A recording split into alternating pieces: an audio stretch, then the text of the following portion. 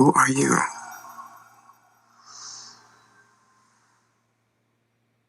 If he loves you, that's the most dangerous thing.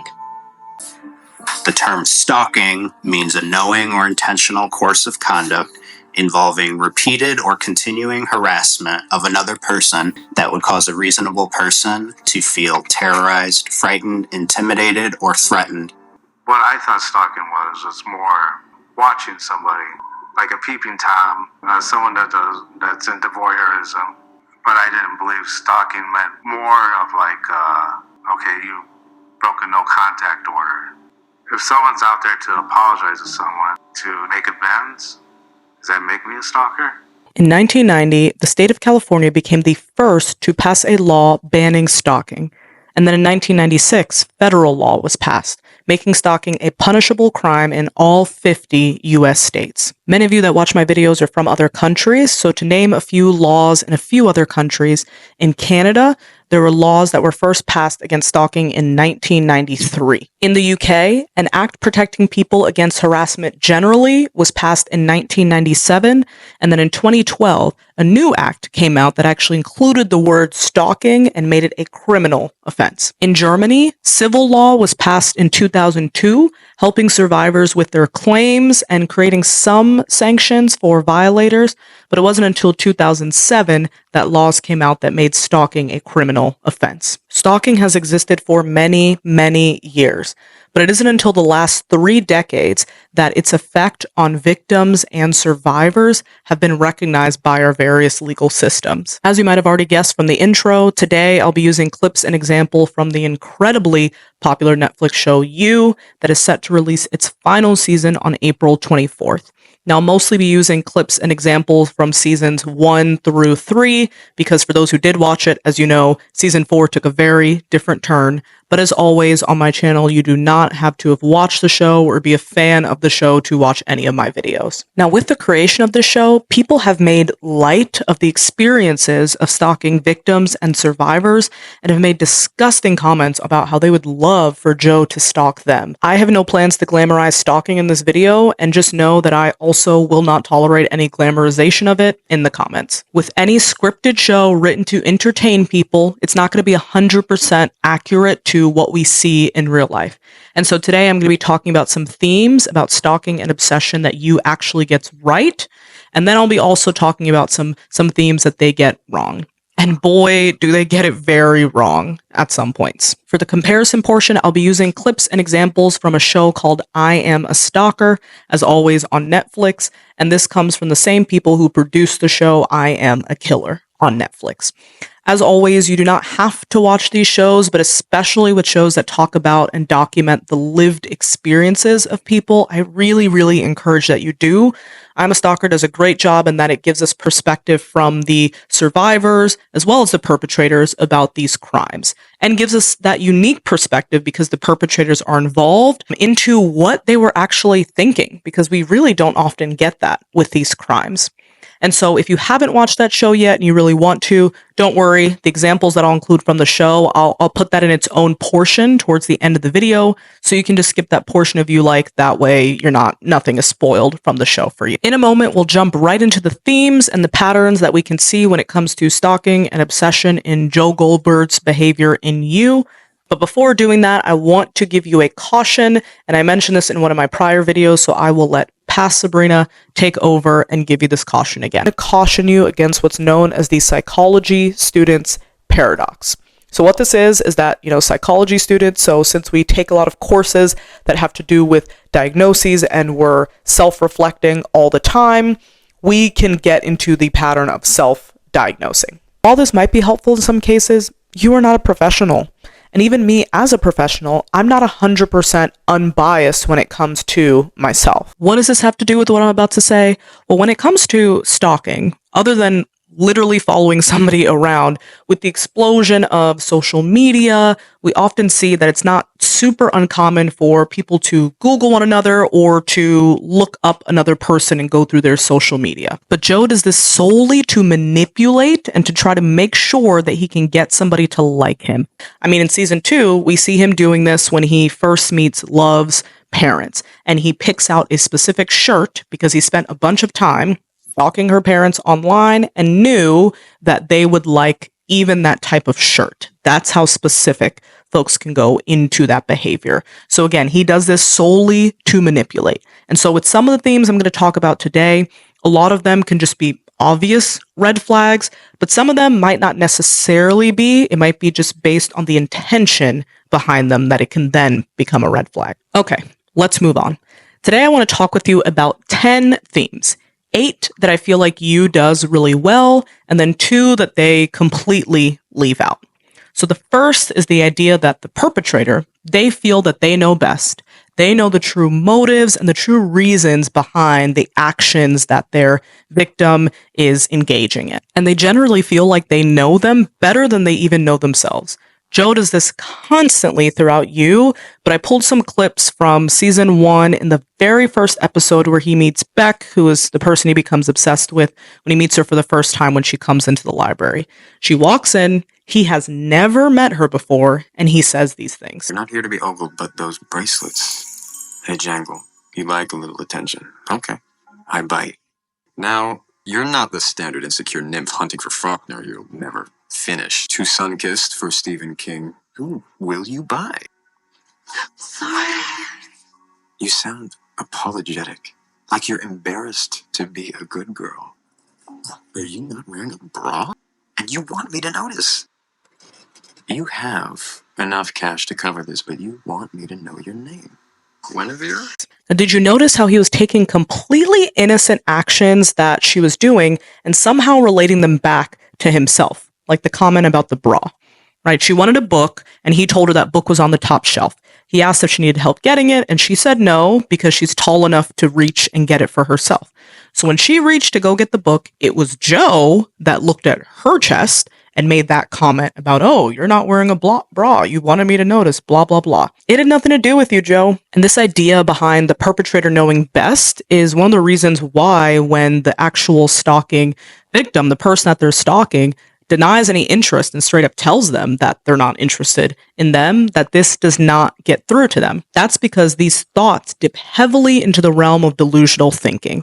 Now, I talked in detail about delusional thinking on my video about schizophrenia, so I'm not going to go back over that again right now, but just know that delusions are a fixed belief, so challenging them never works. And we'll talk more about this when we go to theme number 5. Now, we don't really see this theme portrayed in I Am a Stalker, and that's because in the stories that they chose in the docuseries, these people get into some kind of relationship, and then the stalking behavior occurs after that. And so these folks have some kind of basis to actually say that they do know the person a little bit, as opposed to Joe that has none at all. And so this is the only theme that we will see in You that is actually a real component of stalking that we don't see portrayed in I Am a Stalker. But all the other themes that I'll talk about is shown in the docuseries. The second theme is the perpetrator wanting undivided attention and devotion from the person that they are stalking. And this can lead to jealousy, and in turn, this person trying to isolate this person from everybody. And this jealousy can even be directed towards family or friends of the person that they're stalking. While Joe does do this in every season of You that we see so far, I have a big gripe with this show on this theme in particular. And that's because in You, almost all of the family and friends of the person that Joe is obsessed with are either problematic and or intolerable in some way. And so when Joe eventually kills them, in most cases, you almost feel kind of justified in him doing it, and or you don't feel as bad about these kills. Take, for example, season 1. Like I said, Joe becomes obsessed with Beck, and Beck has a best friend named Peach in this show. Now, Joe finds out at one point that Peach is actually in love with Beck and has sexually explicit pictures of her saved on her laptop without Beck's knowledge, which is incredibly problematic. And so Joe does eventually end up killing Peach. And when he does, you almost don't really feel that bad about it, because throughout the season, Peach is objectively a horrible friend to Beck. And so you almost want to side with Joe in his thinking that, yeah, Peach was dangerous and she had to go. Then we have Love in season 2. So Love has a twin brother named 40. Yep, 40. Their mom is an alcoholic, so I wouldn't be surprised if she was drinking a Colt 45 when she thought of the name. But Love and 40 are concerningly codependent. And 40 has a lot of his own issues that he ends up roping Love into most of the time. And so while Joe doesn't end up killing 40, while he was alive, Joe tried numerous times to isolate Love from him. So again, Joe's actions can almost be justified towards him. So I'll skip season 3 for now and come back to that. But in season 4, Joe becomes obsessed with a woman named Kate. And Kate in the beginning was dating a man named Malcolm who was cheating on her a lot of the time, and he was just incredibly scummy. He was horrid. Did not like him. This is a spoiler for people who haven't seen season 4 of You yet, but when we found out that Joe did kill him, we don't really feel that bad for Malcolm. And then Joe kills Kate's father. Her father's name is Tom Lockwood, and he is incredibly rich, and Kate prides herself on being self-made and not taking his money to help get her to where she is in life. But at one point, he does tell her, and she discovers that along the way, behind the scenes, he was paying for things, like for her internship and helping her to get to where she was now. And so, when Joe does end up killing him, again, there are things that happen that can make you not feel as bad about this. And now we'll return to season 3, and parts of this in season 4 too, where Joe becomes obsessed with a woman named Marianne that he's working with at the time. Now, Marianne didn't really have family, but she did have a friend that she worked with named Dante. Now, you might think that Joe didn't kill Dante or wasn't worried about Dante because he's incredibly sweet, and he's gay, so he's not competition for Joe in that sense. But remember, stalkers will try to isolate people from even their families and friends that have no sexual interest in them at all. So it's not Dante's sexual orientation that saved him from Joe. It's the fact that Joe actually worked with him. So he was able to, the three of them worked together, him, Joe, and Marianne.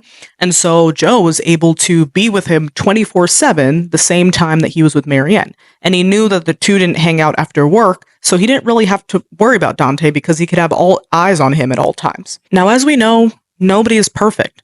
Some of you listening to this might have family and friends that are somewhat similar to some of the people I mentioned that Joe killed. You know, even with these folks that did have some of these problematic tendencies, but it doesn't make that okay to isolate a person from them against their own will and knowledge. As we'll see in I Am a Stalker and other films and series about stalking, the family and friends are usually really not problematic. They treat their child or their family member, their friend, you know, the person that is being stalked, they often treat them incredibly well. So we have to remember, it's because of the stalker's sick obsession with that person that they are trying to isolate them, not because of anything that the family or friends did. And I really hate that in You seasons 1 through 4, they didn't really show this aspect. Now, let's move on to theme 3, and that is some kind of violent behaviors, engaging in violent behaviors. Now, in I Am a Stalker, and in general, a lot of stalking survivors will say there is a distinct point where they noticed a shift, where the person moved from maybe following them, writing them letters, messaging them, or threatening them to actual physical violence. This violence can come from feeling like, hey, there's nothing left to lose. And often the perpetrator will actually blame the victim for pushing them to this point. I mean, how many times in You do we see Joe literally blaming somebody that he put in a glass box for making him do that, making him put them in there? Now, this violence may or may not be impulsive in nature, and in most cases, it's actually both. Now, there are many moments in You that Joe commits some kind of violent act and might literally say he didn't think it through, and or you kind of see his eyes bug out of his head, and even he seems surprised by what he just did. They were all very impulsive. He didn't plan any of it out. Then there are moments of planned violence. And once the violence starts, it always escalates from there. But I'll talk more about that in theme 7. Okay, theme 4 is really the umbrella under which all stalking behaviors exist. That is that it is a repeated pattern of behaviors. So stalkers will engage in the same pattern of behaviors with everyone they stalk. And even that, the stalking itself is a pattern. So when I said they'll engage in it with everyone they stalk, that they more than likely will have more than one victim, which is what we see in You. We have 4 whole seasons, 5, coming out about this. In You, we see Joe go through the same patterns every time without fail.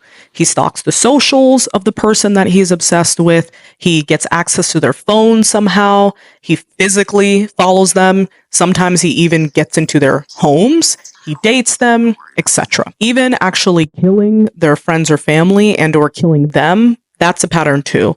It's happened in all 4 seasons of You that we've seen, and more than likely will happen in season 5. And that's one of the many frustrations of stalking survivors.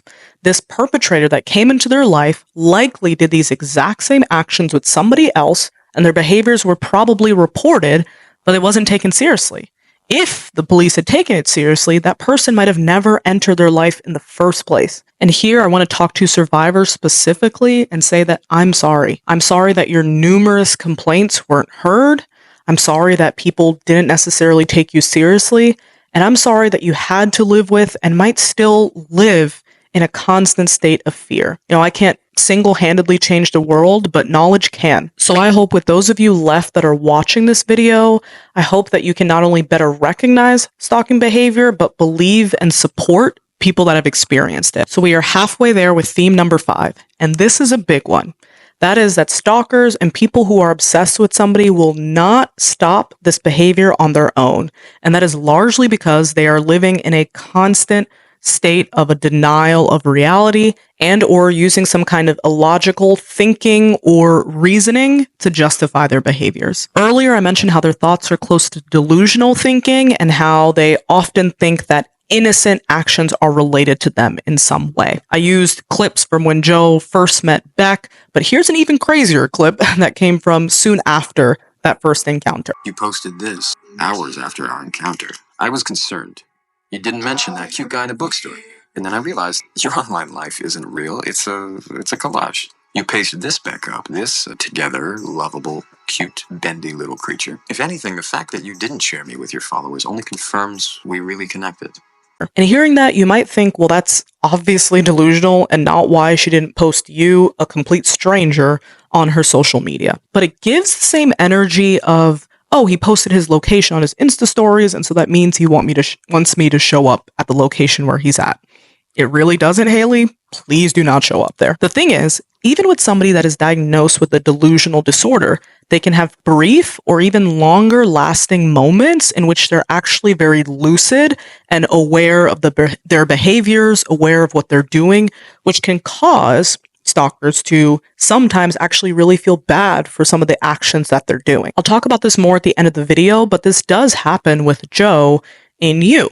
And because of that, we almost want to root for him. I mean, insight is the first step to change, right? So when we see Joe have these real moments of insight, it almost makes us feel like, okay, he is going to change. I was watching the most recent trailer for You Season 5 that Netflix had posted on YouTube, and there were so many people in the comments talking about, oh my gosh, Joe, I can't believe it. He's doing it again, in terms of, it seems like there's a new love interest, somebody that he becomes obsessed with. But what has he actually done to show you that he would be different, though? I wasn't surprised at all watching this trailer. I would have been surprised if that didn't happen. And that's the thing with Joe and real life stalkers. They will just apologize for what they're doing and feel sorry for themselves and maybe feel bad about themselves, but not engage in any kind of actions that could actually help with changing the behavior. And when left to our own devices, it's just too easy to justify our bad behavior. I mean, Joe in season 4 literally throws himself off of a bridge trying to take his own life. And then when he's saved, he does a complete 180 and says, oh, you know what? Killing people isn't actually all that bad, though. Right? So where did that insight help Joe? Now, moving on to theme 6, the desire for total control. So after Peach dies in season 1, remember the problematic best friend, after she dies in season 1, Beck is understandably sad about it and starts going to therapy. Joe is wanting to ask her some kind of question in depth on how she's doing, and she says she doesn't want to necessarily talk about it, that she wants to save it for therapy, which is very understandable. She's not saying she's not going to talk with them about it forever. You know, some people really do need some professional help to help them try to organize their thoughts and better figure out how they can communicate it to their partner before doing so. And Beck even says that. She says how her therapist has really been helping her process her grief and to try to make sense of what's going on. And Joe can't handle this. He needs to know. So what does he do? He enrolls himself in therapy with her therapist. and pretends to be in a relationship with a guy named Ronaldo so that he can try to get more information on what Beck's been telling him. At no point does Joe think about the extreme and absolutely disgusting violation of her privacy that doing this is. No, all he cared about was needing to know everything about her, because if he knows everything, he can control everything. Hence, a big driving factor behind stalking behaviors.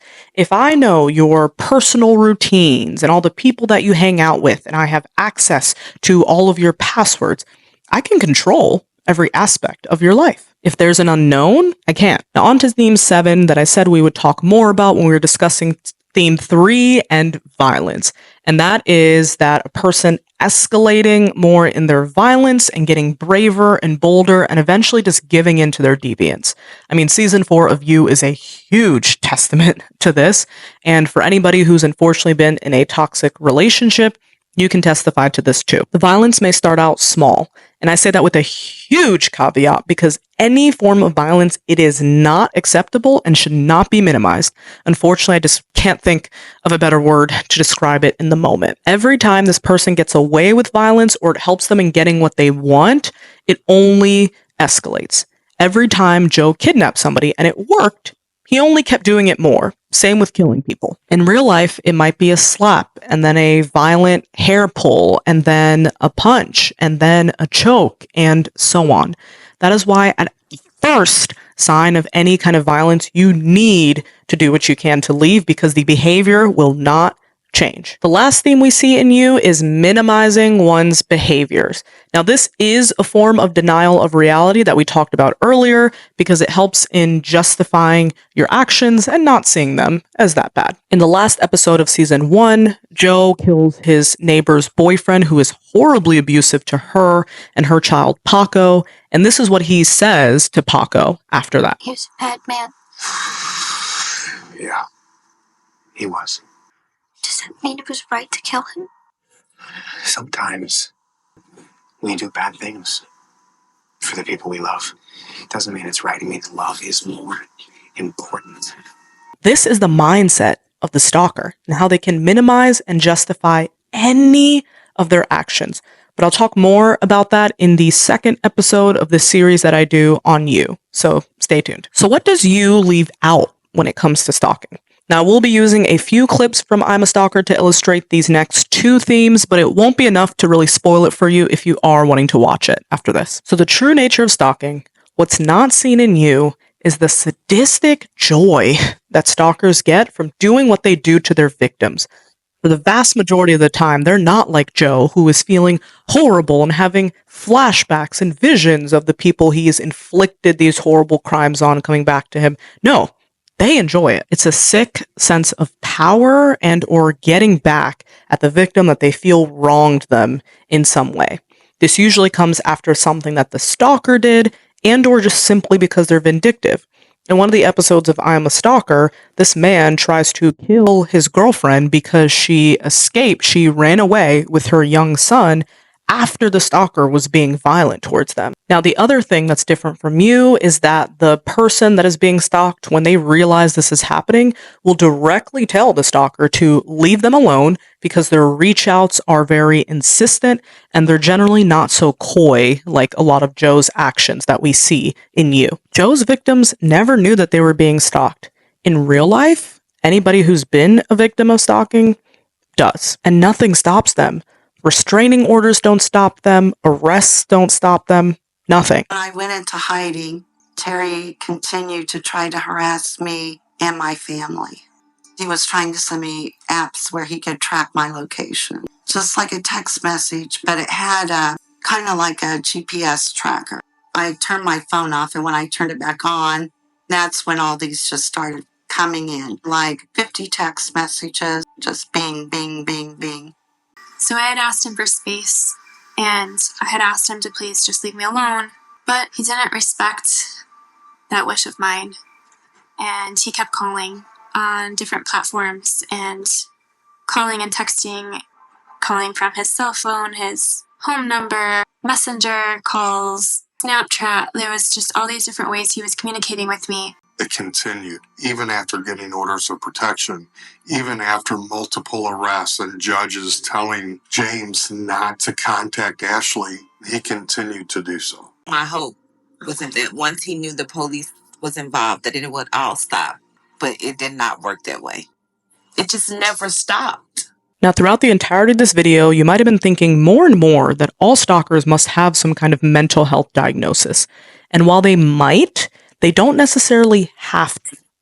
Issue here is a problem with emotion regulation, which can be a feature, but doesn't have to be, of certain mental health diagnoses. Listen to this. I think what it is that I have a hard time detaching myself from that person that I have emotional ties with. And if I can end a relationship in some way of violence, and maybe I can be able to detach myself from the emotion ties. Even though I knew it was wrong, I didn't care because I didn't like the way I felt. And I was going to use my actions to alleviate that pain.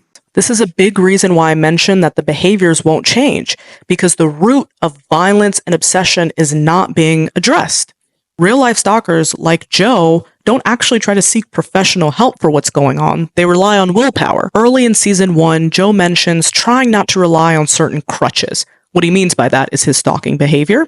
And what does he do to make sure that he doesn't engage in these stalking behaviors again, to rely on these crutches? Absolutely nothing. Throughout the first 3 episodes of season 2, Joe keeps saying that he's trying to protect Love by not being with her, but he's not doing anything at this point to actually try to change his behaviors. He's not going to therapy. He's not doing any real reflection. He's just trying to restrict his behavior based on willpower alone, which will never work because willpower is a finite resource. It is going to run out at one point, hence why we have 4 whole seasons getting ready for a 5th of You. In the second to last episode of season 2, Joe is truly deeply sorry about his behaviors and what he's doing, but he's not going to change. Violence is the way that he knows how to deal with his own rage, and he has shown that he is not going to actually get the help that he needs to truly fix that. Same with the clip I just showed of the man from I Am A Stalker. In season 3, after Joe kissed and almost sleeps with his neighbor, mind you, while he's married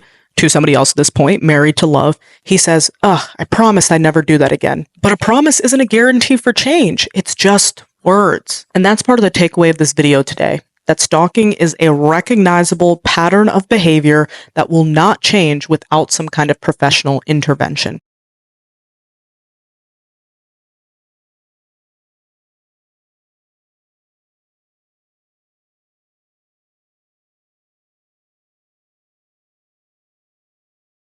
Oh, you can't just be friends with somebody. And I was like, clearly, yes, I can. I have several people that I'm just friends with.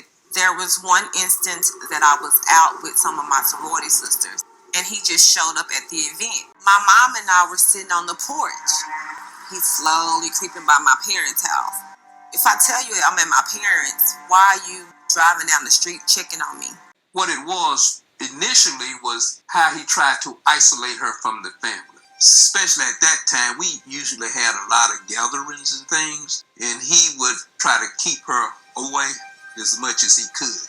And you're thinking, your emotions, everything's racing a million miles per second, and all of a sudden it just is that rush just to start coming and you feel it. And it's just like, to hell with it. And that's what happened.